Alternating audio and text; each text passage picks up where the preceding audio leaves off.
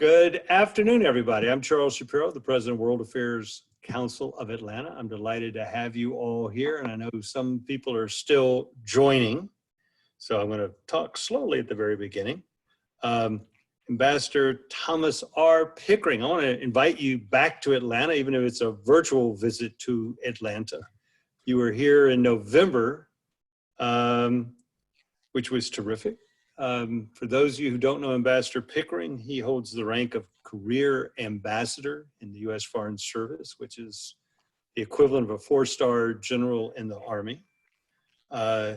Ambassador Pickering was U.S. Ambassador to the United Nations, Russia, India, Israel, Jordan, Nigeria, and El Salvador. I don't have the order right, but I don't think I've left anything out.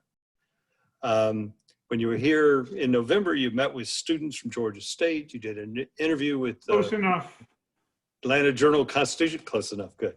Atlanta Journal-Constitution, and you spoke at the World Affairs Council at an evening program that was sponsored by PNC Wealth. We've got some people from PNC on the line, so I want to thank them. For everybody in the audience, we've got so many people on that we've got everybody, both your camera's turned off and your audio muted. If you have a question, please use the chat function. And if you're new to Zoom, if you go to Tom's in rural Virginia in a place without great Wi-Fi connectivity, and so we're cobbling it together here. The topic today is Iran. I mean, in Iran, it seems right now, like a lot of countries, we were just talking about Venezuela, to be in a very, very difficult situation. Their U.S. economic sanctions, oil prices have absolutely collapsed. And they've been hit especially hard by COVID-19. What's the situation on the ground? Are people losing faith in the government, or is there unrest in Iran? I have not followed it with the closeness that I think would allow me to give you the really conclusive answer. But what I have been seeing and hearing is that pretty much the Iranians are dug in here.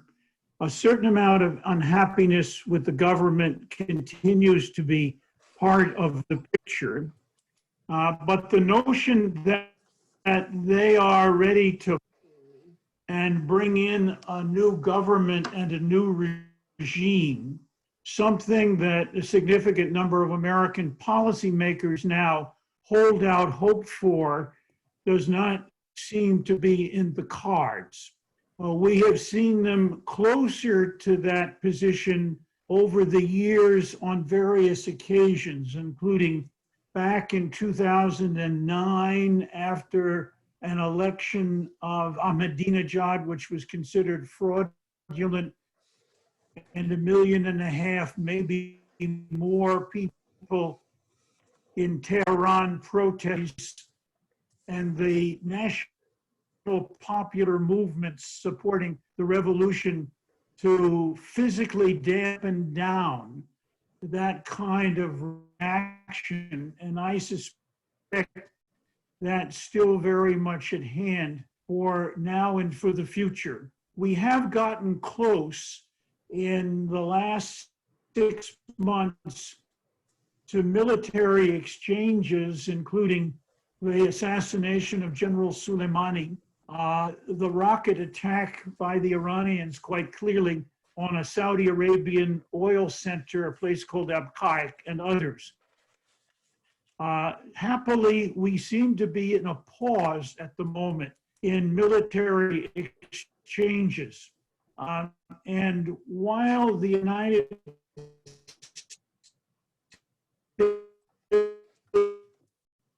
States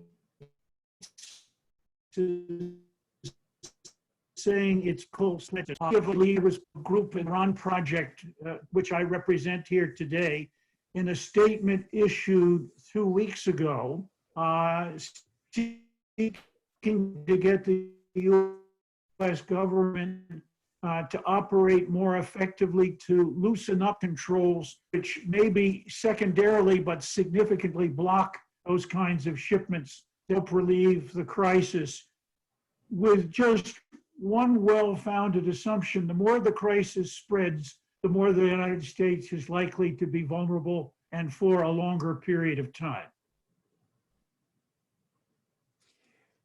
I mean, tensions are pretty high.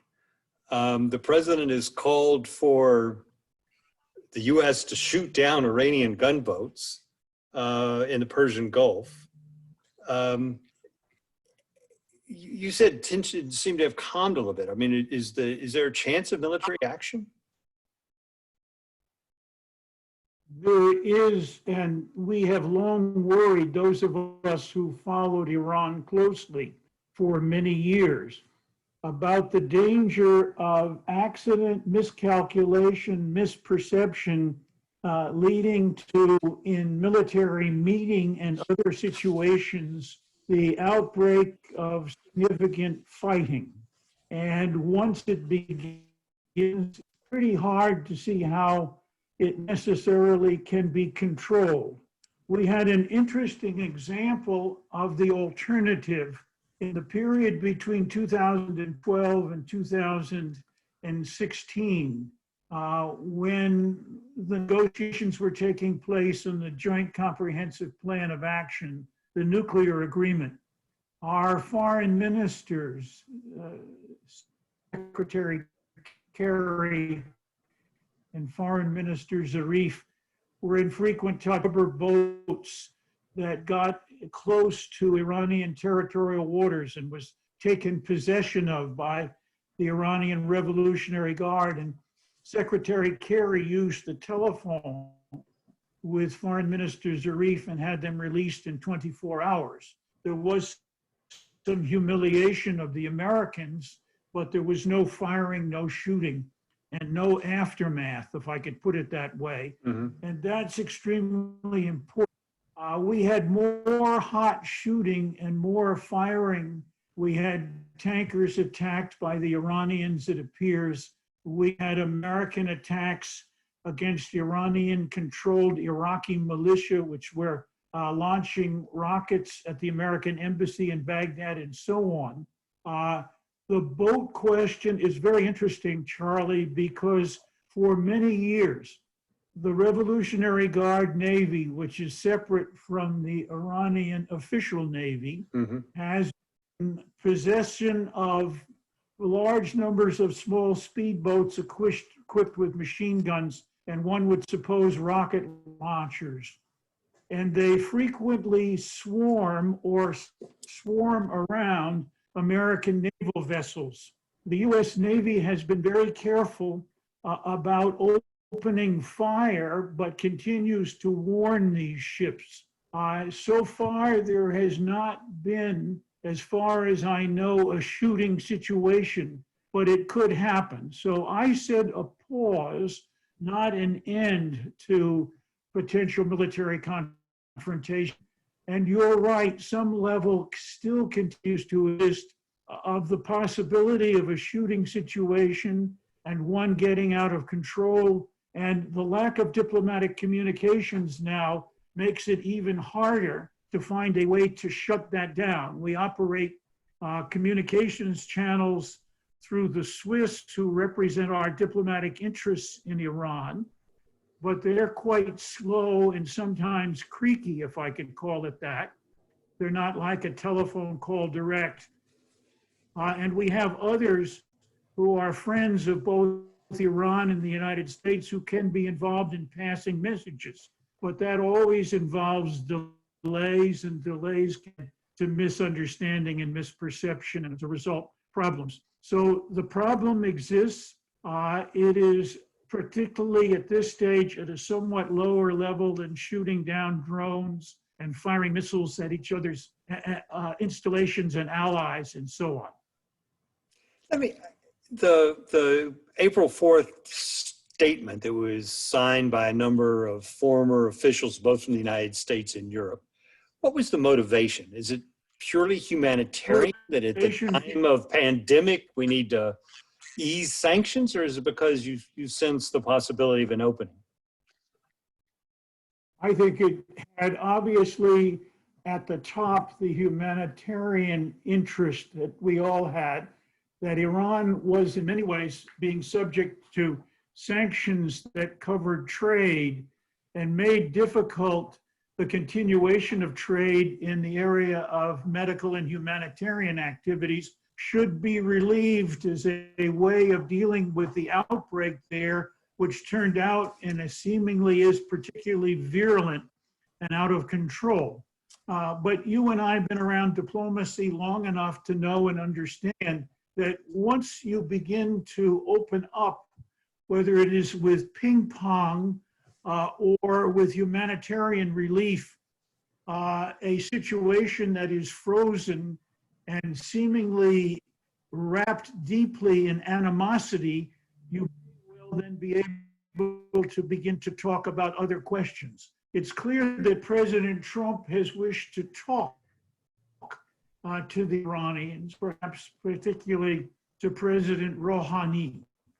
The Iranians quite rightly have said, at least in their view, that having walked out 2 years ago in 2018 on the Joint Comprehensive Program of Action, the nuclear agreement, there is no reason for the Iranians to trust the United States. And they have suggested at various times that there have been approaches to talk, that it would be better for the United States to show its good faith in taking steps and carrying them out.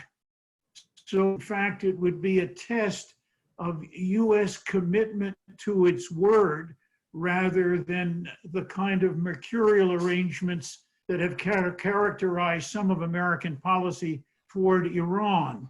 That has never been tested in a way that perhaps it should be.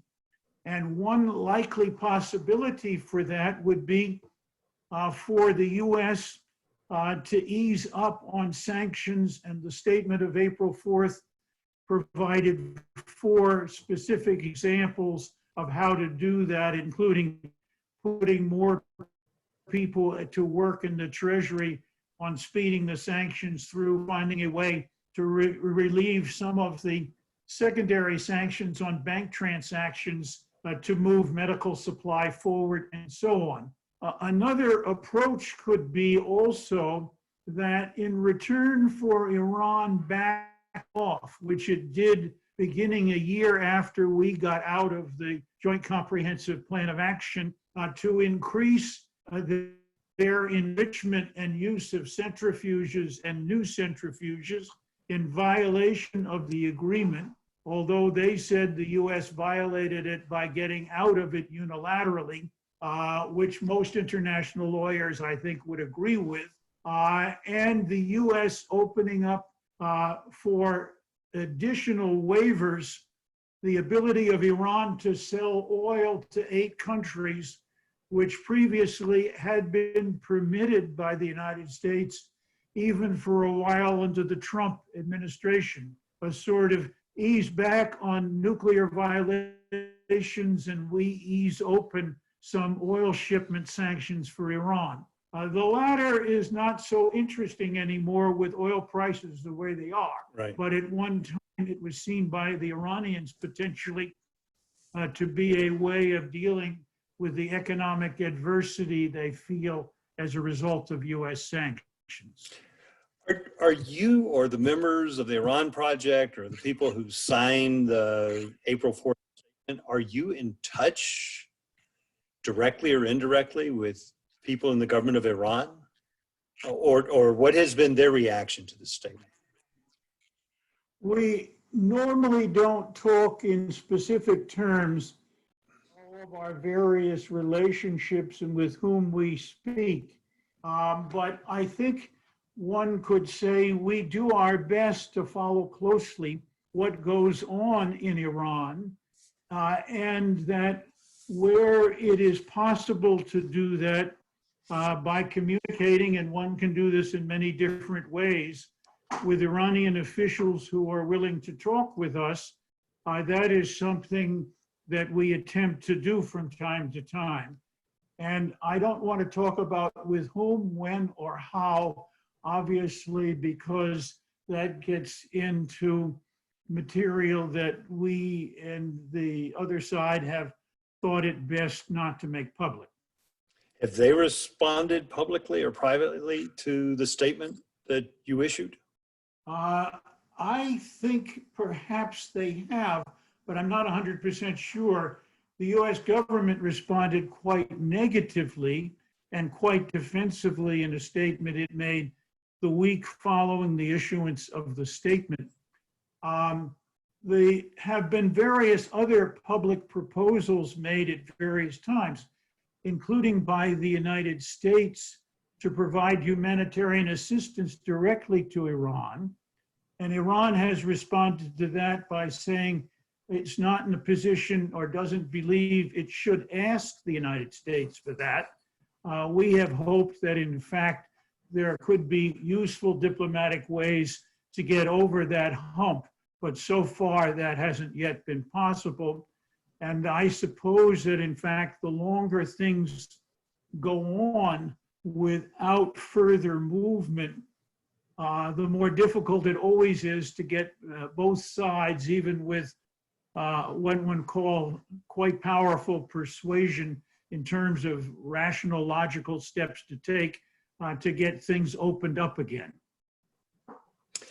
I saw a report this morning done by a risk analysis group called Oxford Analytica that said that the Iranian Revolutionary Guard had launched a satellite, I think yesterday or 2 days ago, that they are working on solid fuel rockets and they're working actively on cruise missiles with a range of 2,000 kilometers.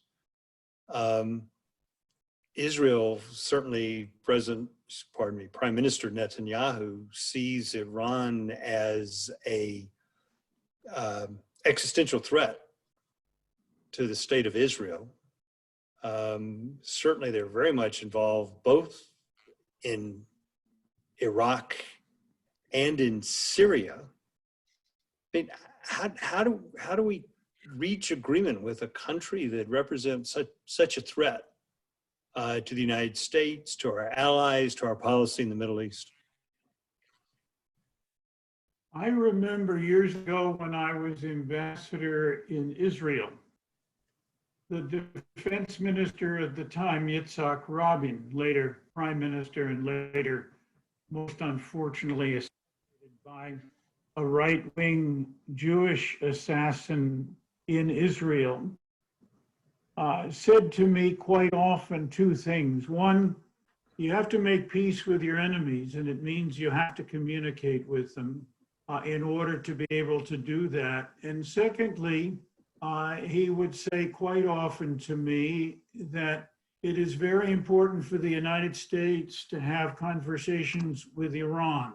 Iran is a problem for both Israel and the United States. But without opening diplomatic channels to discuss how to move, things could only get worse.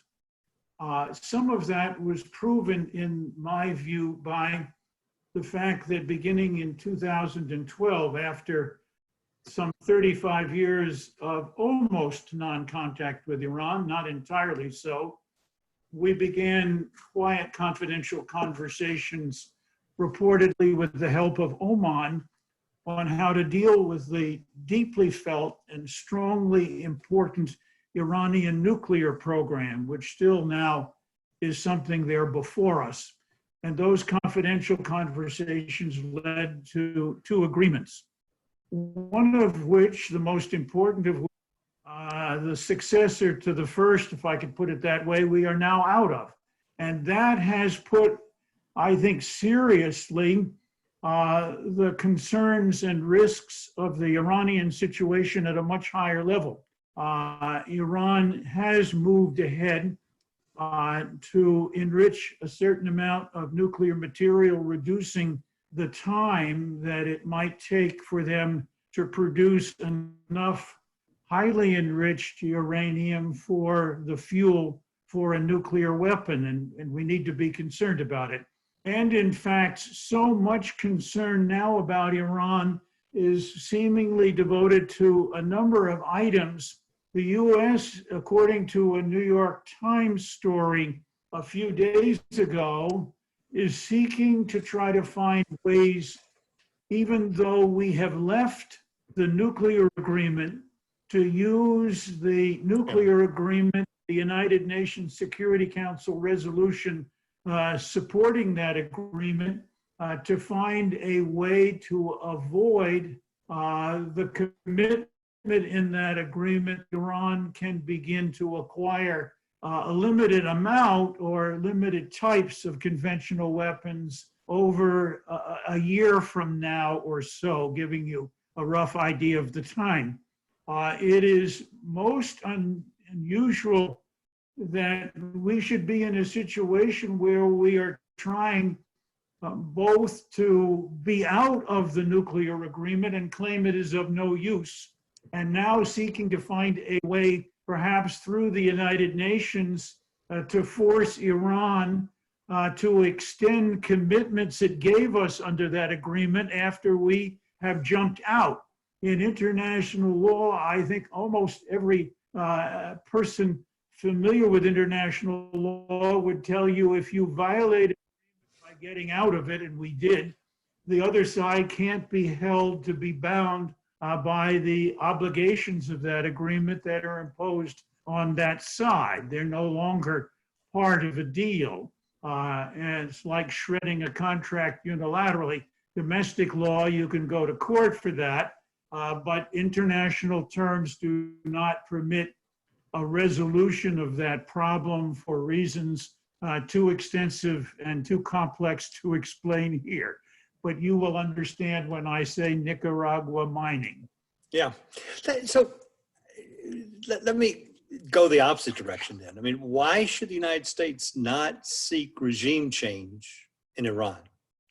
You've got this hostile country developing nuclear, on the brink of developing nuclear weapons, developing cruise missiles, intervening, helping people whom we certainly see as terrorists throughout the Middle East, certainly in Lebanon, supporting the government in Syria. They seem to be the real winner of the U.S. intervention in Iraq. Why should we not seek a regime change in Iraq? Give you a couple of answers to that trenchant and important question. One is that every time we have tried this, it has blown up in our face. One only goes back to Iraq some years ago in '96 when we were about ready, we thought, to roll Saddam Hussein. And in fact, he had totally penetrated the effort, and we had a lot of friends, allies, and agents who were destroyed by that fiasco. But even more, we are founding members of the United Nations organization. And the second article of the United Nations Charter, of which we are a member, says you don't intervene in the international affairs of states. That may be perhaps one of the least strictly observed requirements of the charter, but nevertheless it is there. And so in many ways, this idea of running around the world changing regimes has proven to be a bigger albatross around our necks than it has to been a major advantage to our foreign policy. And we can name various places where we have tried it over the years, but rarely, if ever, has it proven to have the kind of beneficial significance that the advocates for it like to claim. Okay, that I hope is listing lots of questions from our audience. And so please use the chat function on Zoom to send your question to Fernanda Lucchine, who's the co-host. She's up at the top. If you go to click on Zoom chat, it's on the bottom of your screen, and you'll it'll all come up. Please send your questions to Fernanda, and then she's editing them and sending them to me. I've got a question from one of our members, Edwige Jean-Francois, who lives in Atlanta, is one of our speakers in the past. And Adiz asks, will we emerge even more apart geopolitically, we meaning Iran and the US, after COVID-19 ends? It's a very interesting question.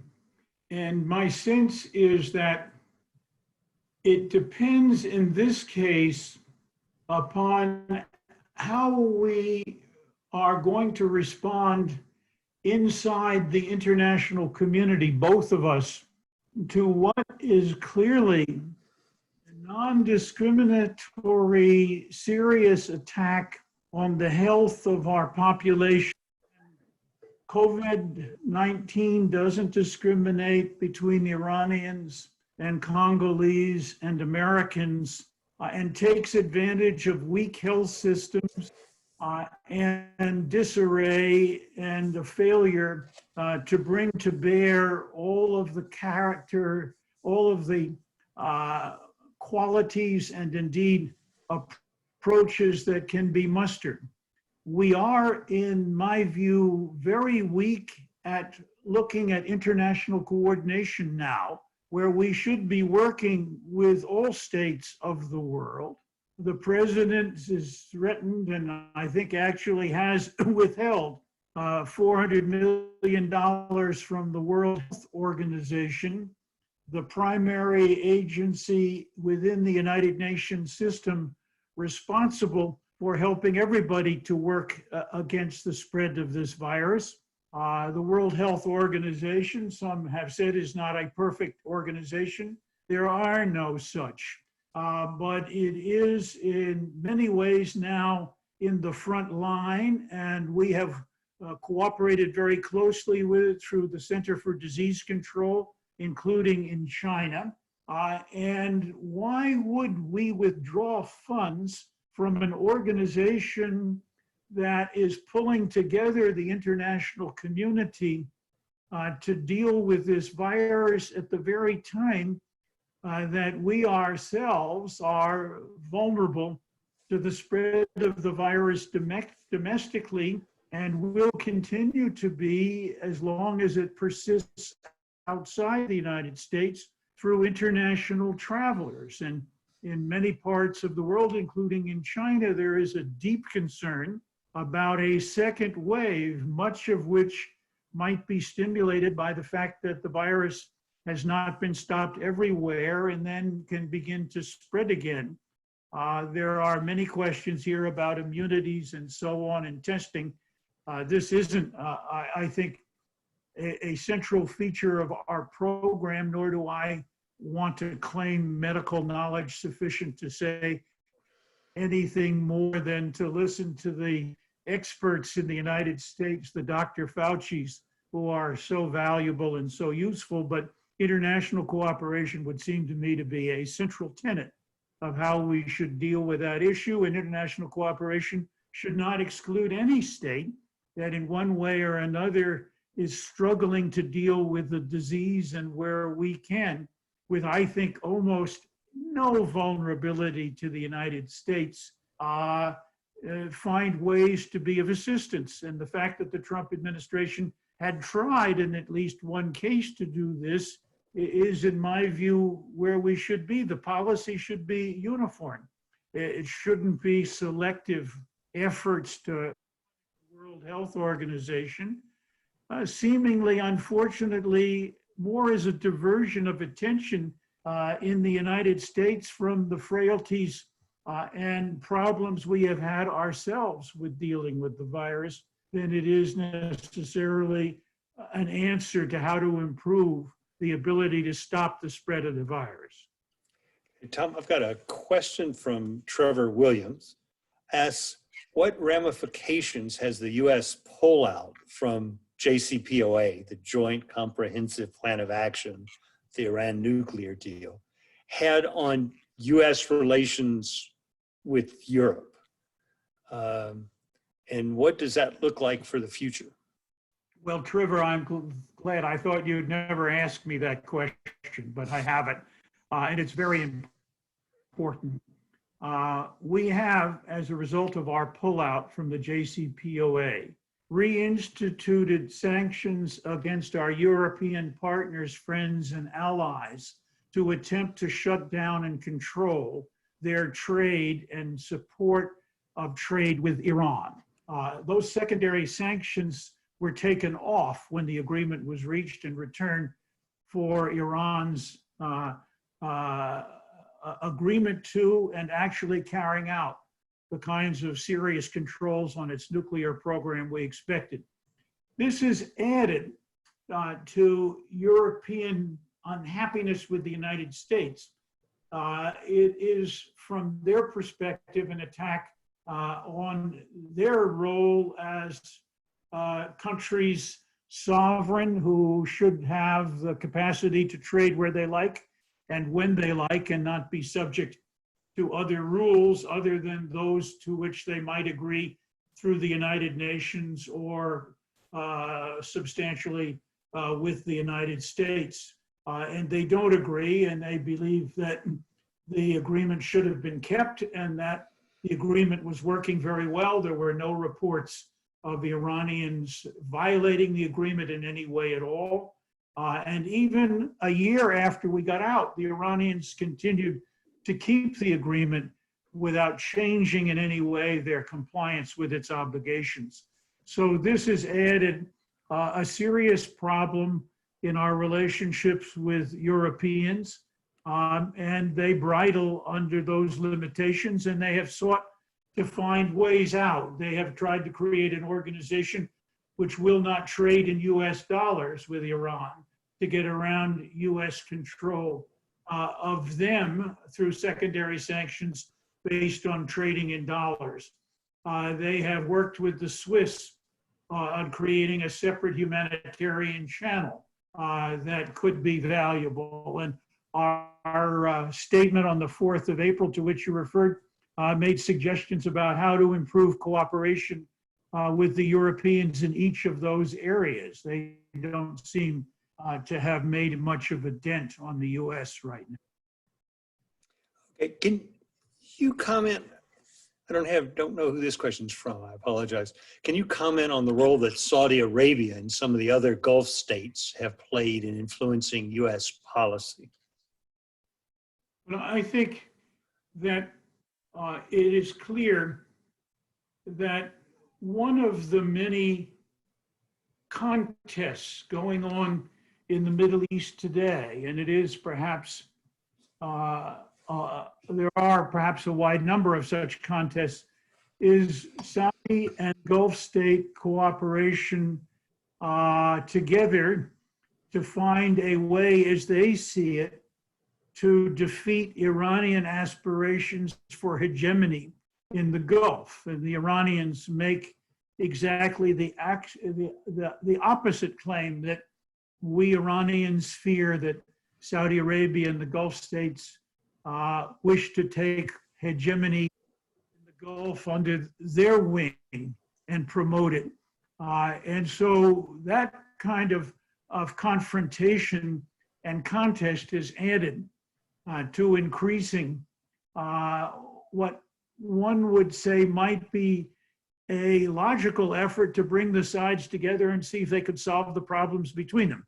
There have been examples of that in the past, but at the moment we're in a situation where those differences, heavily built around fear of the other and fear of the other's control or gaining control, is a major aspect of the relationship. And we have chosen, for reasons that have to do with a lot of historical relationships and with significant questions about oil supply in the past, maybe less now for the immediate future, and with some traditional sales, both of military equipment and other items to the Saudis and the other Gulf states, made a decision to, on this question, side with the Saudis and support them in the efforts. And so this has meant US support for Saudi intervention in a military way in Yemen, US support for Saudi Arabian deep concerns about steps that they consider they'd like to see the Iranians stop taking and so on. These are part and parcel of a very complicated and difficult situation. I suppose that never in my long period of history with the Middle East have I seen more conflicts with less capacity and with less willingness to find ways to find solutions to them than exist in the Middle East today. And they seem to be planting the seeds potentially for the growth of even further conflicts rather than solutions. Got a question about China, but I'm going to add India in as well. How did China and separately, how did India, both of them I believe are buying oil from Iran, how do they perceive what's going on and the possibility of rapprochement versus the status quo? I think both of them would take the view that the U.S. withdrawal from the Joint Comprehensive Plan of Action, the JCPOA, was a serious diplomatic mistake. And it becomes more obvious every day, particularly with the U.S. seeking to find ways to try to force the Iranians to continue to comply and indeed extend those commitments to the JCPOA, which we were talking about a moment ago. Mm-hmm. I think they believe that we should try to find ways to see if there is a negotiated solution to this problem, as the Obama administration was able to bring about. If we don't want Iran to go into conventional weapons purchases in the timeline set forth in the JCPOA, we wish to extend it. We are more likely to get a positive answer there, not by putting maximum pressure on, which so far has produced nothing but discord, confrontation, contention, and potential for accidental war, but look at the question of whether we can use our sanctions, basically mechanisms to try to get a diplomatic solution which could achieve, in the early stages perhaps, that kind of extension. We would have to, one way or another, I suspect, without rejoining the JCPOA, say we are acting in ways that are consistent with the requirements of the JCPOA. That would be a stretch, but perhaps it's one way to do it. But the idea to expect the international community to support us after we have trashed the JCPOA to try to force the Iranians to extend a commitment is not on. We're just not going to get that kind of support, and we're not going to, I think, in any way achieve the direction in which the administration thinks it hopes to go, much less to see regime change take place in Iran. Here, a question about a parallel in North Korea. President Trump reached out to Kim Jong-un. They met, I think, 3 times. He said he wants to talk to Iran and talk directly to them. Is that a possible avenue that could be pursued? Well, as I said in answer to one of your previous questions, the destruction of the capacity of the United States to persuade the Iranians that it's willing to keep any agreement at all is a primary barrier at the present time in the way of opening conversations, and ways could be found around that. With respect to the North Koreans, we've had 3 meetings. We've had a kind of general communique type agreement coming out of Singapore, and we had differences in Hanoi, not totally patched up in the meeting in Panmunjom. And it a problem getting nowhere. What at least the disappearance, perhaps momentarily, of Kim Jong-un will mean raises another question, which is not in any way at all parallel to Iran, and indicates that there are differences that are serious between the two questions, even though they both involve programs that are nuclear and deep concerns about the military implications of those programs. So I would say, well, what happened with us with respect to North Korea was proffers to talk happening in a way that came after the United States exerted a great deal of pressure, including some military pressure against North Korea, but which the North Koreans artfully dodged, making any serious, long-standing commitment to deal with the central question we had in mind, the resolution of their nuclear weapons, hopefully with their disappearance. With the Iranians, we went ahead and destroyed an agreement that we had, or at least destroyed our capacity to use that agreement, left the Iranians open to do whatever they chose to do. They've been cautious about it, but they have restarted their nuclear program against a promise which we've never been able to realize, that we would somehow create and put on the table, negotiate, and achieve a better agreement. Where is that better agreement? Where is what's supposed to make that happen? Now, the president wants to talk, but he's built a barrier against having that work out successfully so clearly that we seem at this point to be stuck.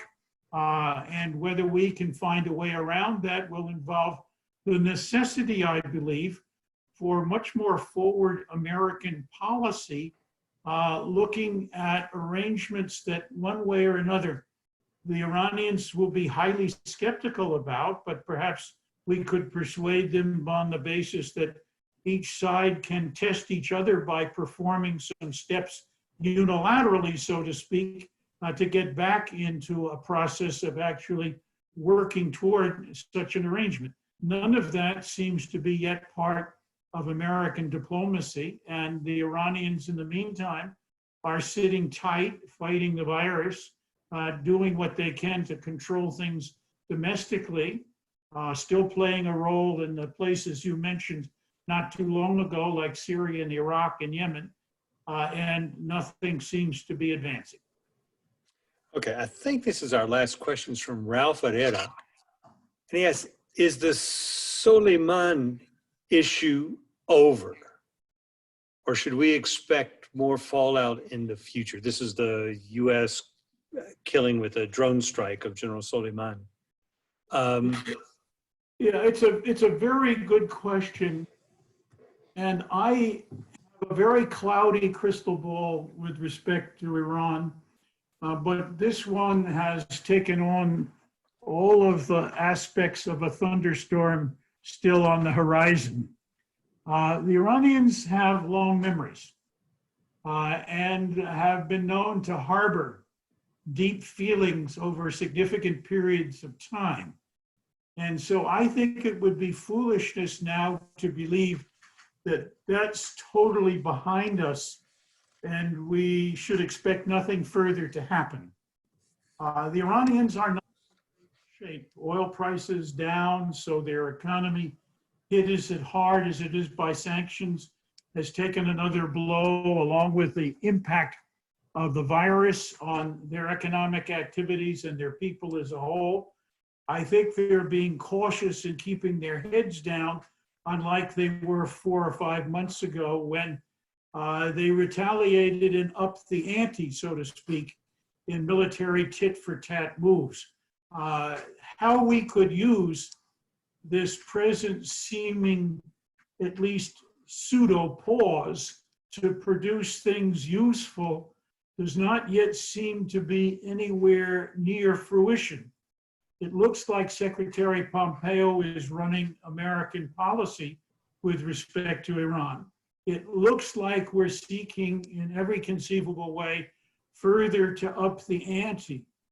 It looks like we continue to believe a little bit, perhaps like the childlike belief in the tooth fairy, that this will produce the result that we want.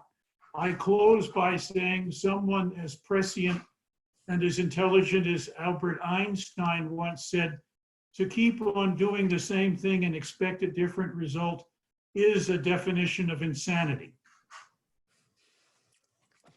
Well, on that note, thank you, Ambassador Tom Pickering. That's not encouraging. I want to thank you very much for joining us again. I hope you'll come back. I mean, this is an easy way to come to Atlanta. I hope you'll join Thank you, us. Charlie. I look forward to it. Thank you for your really very important and in many ways right to the heart of the matter questions. I hope all of you listening and all of their friends, relatives, colleagues, and families stay well at this particularly troubled time. And I would look forward to coming back to Atlanta virtually or face-to-face anytime you will put up with me. Oh, great. And hopefully you'll get that connectivity issue, a little more bandwidth out there in Virginia. Thank you. This was terrific. I've got to do a little advertisement here for ourselves. Tomorrow we've got a program at 1 p.m. Eastern time with Ed Martinez, who's the president of the UPS Foundation, on how UPS as a corporation is dealing with the COVID crisis.